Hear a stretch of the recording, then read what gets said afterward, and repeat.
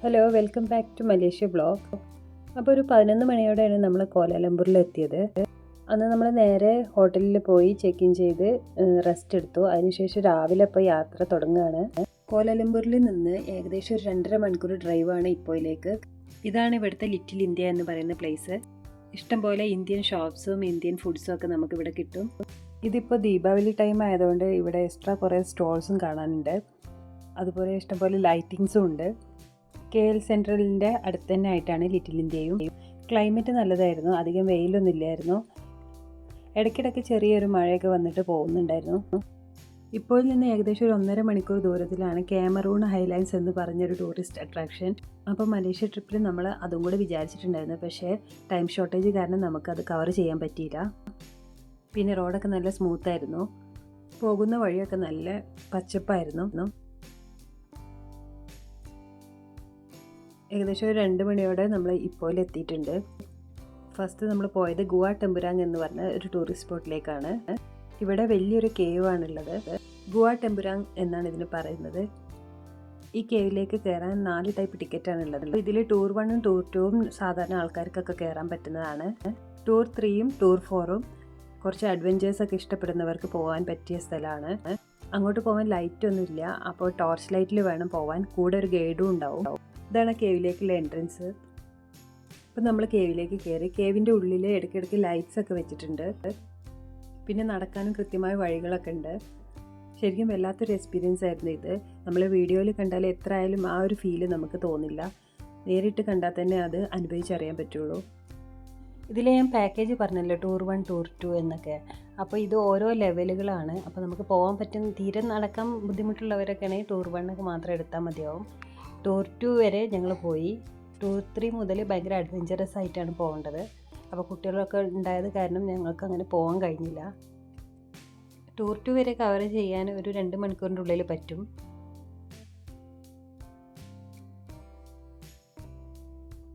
ഇവിടെ നിന്ന് ഞങ്ങൾ നേരെ പോയത് കെല്ലീസ് കാസിൽ എന്ന് പറയുന്ന വേറൊരു ടൂറിസ്റ്റ് സ്പോട്ടിലേക്കാണ്. ഹോണ്ടഡ് പാലസ് എന്നാണ് ഇതിനെ പറയുന്നത്. ഈ പാലസിൻ്റെ പണി പൂർത്തിയായിട്ടില്ല. അപ്പോൾ ഇത് കൺസ്ട്രക്റ്റ് ചെയ്യുന്ന ടൈമിൽ ഇതിലെ വർക്കേഴ്സിനൊക്കെ ഒരു പനി വന്ന് കുറേ പേര് മരിച്ചു പോയി. അങ്ങനെ അത് ഫുള്ളാക്കാൻ പറ്റിയിട്ടില്ല. ഇവിടേക്കും ടിക്കറ്റ് എടുക്കണം.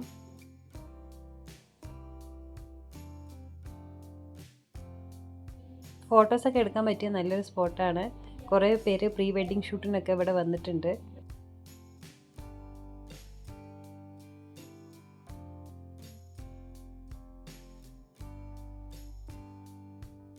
അങ്ങനെ ഇവിടുത്തെ കഴിഞ്ഞ് നമ്മൾ ഡിന്നറൊക്കെ കഴിച്ച് റൂമിലേക്ക് പോയി. ഇപ്പോൾ എന്ന് പറയുന്ന പ്ലേസ് വൈറ്റ് കോഫിക്ക് ഭയങ്കര ഫേമസ് ആണ്. അപ്പോൾ ഇനി നാളത്തെ പ്ലാൻ ഇപ്പോഴുള്ള ഒരു ടൂറിസ്റ്റ് പ്ലേസും കൂടെ കണ്ടിട്ട് നേരെ ജെൻറ്റിങ് ഹൈലൈൻസിലേക്ക് പോകാനാണ്. അപ്പോൾ ഇന്ന് നമ്മൾ ബ്രേക്ക്ഫാസ്റ്റൊക്കെ കഴിച്ച് നേരെ മിറർ ലേക്കിലേക്കാണ് പോകുന്നത്.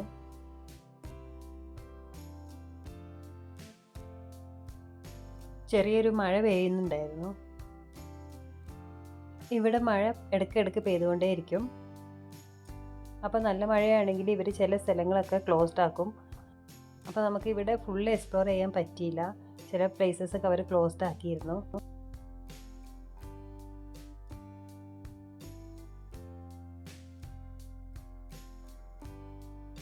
ഇവിടെ 2-3 അട്രാക്ഷൻസ് ഉണ്ട്. അപ്പോൾ ടിക്കറ്റൊക്കെ എടുത്തിട്ട് നമുക്ക് അതിലേക്ക് കയറാം.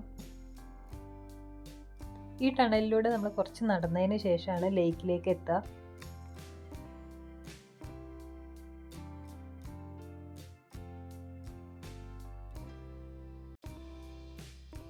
ഇതുപോലെ തന്നെ വേറൊരു ലേക്കും കൂടെ ഇതിൻ്റെ തൊട്ടിപ്പുറത്തുണ്ട്. അതുകൊണ്ടാണ് ഇതിന് മിറർ ലേക്ക് എന്ന് പറയുന്നത് തോന്നുന്നു.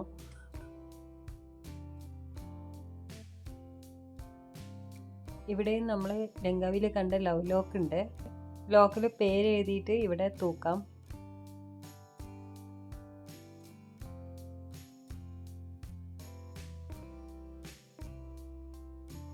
അതുപോലെ തന്നെ വളരെ കളർഫുൾ ആയിട്ടുള്ള നല്ല നല്ല ഫോട്ടോ സ്പോട്ടുകളും ഉണ്ട്. റീൽസും ഫോട്ടോസൊക്കെ എടുക്കാനും നല്ല പറ്റിയ പ്ലേസാണ്. മഴ ആയതുകൊണ്ട് തന്നെ ഈ ഒരു ടൂറിസ്റ്റ് അട്രാക്ഷൻ ക്ലോസ്ഡ് ആയിരുന്നു. ഇവിടെ കണ്ടതിന് ശേഷം നമ്മൾ നേരെ ജെൻറ്റിങ് ഹൈലൈൻസിലേക്കാണ് പോയത്. പോയ സമയത്ത് നല്ല ട്രാഫിക് ഉണ്ടായിരുന്നു, മഴ ആയതുകൊണ്ട്. അതുകൊണ്ട് തന്നെ നമ്മൾ വിചാരിച്ചതിനേക്കാളും കുറച്ചുകൂടെ ലേറ്റായിട്ടാണ് അവിടെ എത്തിയത്.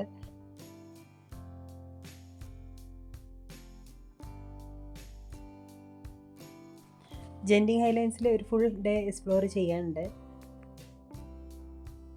ഇവിടെ നിന്ന് നമ്മൾ നേരെ കേബിൾ കാർ എടുക്കുകയാണ് ചെയ്യുന്നത്. അപ്പോൾ 2 സ്റ്റേഷൻസാണ് കവർ ചെയ്യാനുള്ളത്. ഇപ്പോൾ ടിക്കറ്റിന് അധികം ക്യൂ ഒന്നും ഇല്ലായിരുന്നു. ഞങ്ങൾ ഒരു ഉച്ച സമയം കഴിഞ്ഞിട്ടാണ് എത്തിയത്.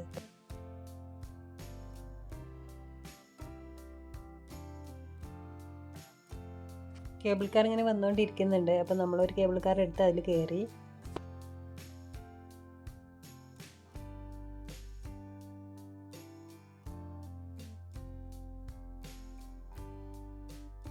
ലങ്കാവി കാണിച്ച കേബിൾ കാറിൻ്റെ അത്ര ഹൈറ്റ് ഒന്നും ഇല്ല ഇതിന്, അതുകൊണ്ട് പേടിയൊന്നും ഇല്ലായിരുന്നു.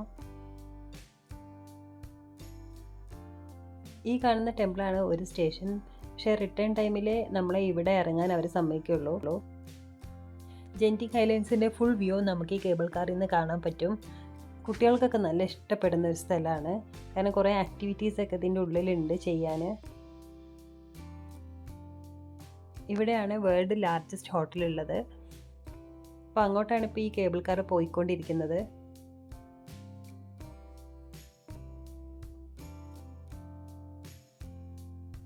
ഈ മോളിൻ്റെ ഉള്ളിലാണ് കാസിനോ സെൻറ്ററൊക്കെ ഉള്ളത്.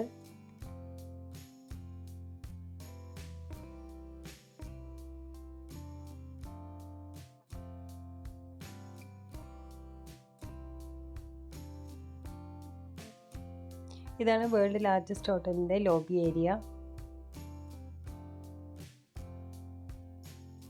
ഇവിടെ കിഡ്സിന് കളിക്കാൻ ഒരു ചെറിയ പ്ലേ ഏരിയ ഒക്കെ ഉണ്ടായിരുന്നു.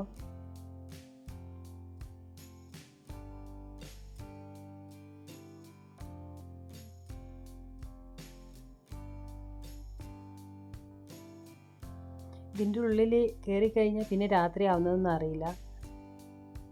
പിന്നെ റൈഡ്സ് തന്നെ ഇഷ്ടം പോലെ ഉണ്ട്.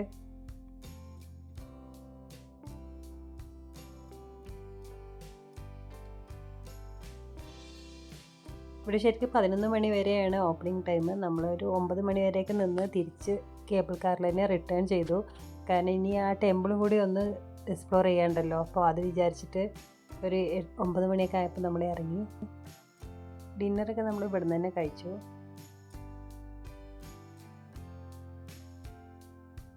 രണ്ടാമത്തെ സ്റ്റേഷനിൽ ഇറങ്ങിയപ്പോൾ നമ്മൾ ആ ടെമ്പിളിൻ്റെ അടുത്തേക്ക് പോയിക്കൊണ്ടിരിക്കുകയാണ്. അങ്ങോട്ട് പോകാൻ ഫുൾ എസ്കലേറ്റർ ഉണ്ട്. ഈ സമയമായപ്പോഴേക്കും ഇവിടെ ആളുകളൊക്കെ ഏകദേശം ഒഴിഞ്ഞിരുന്നു. ചിൻസ്വി സ്റ്റേഷൻ എന്നാണ് ഈ സ്റ്റേഷൻ്റെ പേര്. അങ്ങനെ ഇവിടുന്ന് നമ്മൾ നേരെ കേബിൾ കാറിൽ കയറി നമ്മൾ ഹോട്ടലിലേക്ക് തിരിച്ചു. അടുത്ത വീഡിയോയിൽ കോലാലംപൂർ സിറ്റി അട്രാക്ഷൻസ് കാണാം. ബൈ.